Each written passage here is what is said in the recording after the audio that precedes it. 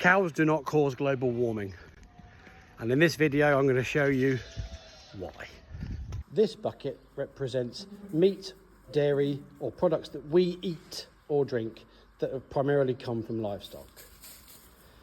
This bucket, full of water, represents CO2 in the atmosphere.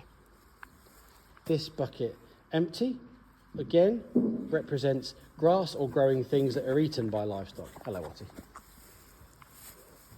And this represents emissions from livestock. I hope you're still with me here. You might think I've gone mad, but trust me, bear with me. We know CO2 is in the atmosphere. And we also learned at school that CO2 is absorbed by plants. So what we're going to do is represent this water being absorbed by the grass by using this. CO2 comes out of the atmosphere and absorbed into the bucket like so. It's not as easy as it looks with a camera phone. Here we go. Like so, there we go. So imagine this bucket's constantly being topped up with CO2, hypothetically, but now the grass has taken in all that CO2. Next, we take this bucket and we add it to this one, which is the food we eat or the milk we drink. There's only a little bit of that, maybe only 30% goes into human respiration and the livestock's respiration themselves, which is emitted, but not an emission. Then, the rest of that is argued to be taken on to cattle methane emissions. So we'll pour that all into here, like so. Now this bucket represents methane emissions from livestock.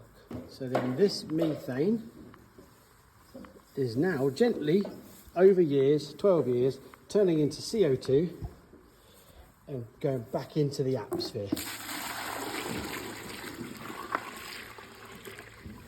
Because when CO2 is absorbed by plants, eaten by livestock, which is then consumed by us, the methane emitted is part of a 12-year carbon methane cycle. Methane will then, in approximately 12 years, turn into CO2 and will go full circle back into the grass again. Emissions are something that has been, let's say, dug up like oil or natural gas that wasn't supposed to be in the atmosphere that has been put there. That's an emission. So diesel fumes, emission, natural gas, emission, etc., etc. None of those are part of the carbon cycle. It's very important to remember that. To quote my father-in-law, who always talks about these things, he's always said, and he's absolutely right, cows don't cause climate change. There's always been cows, there's not always been airplanes.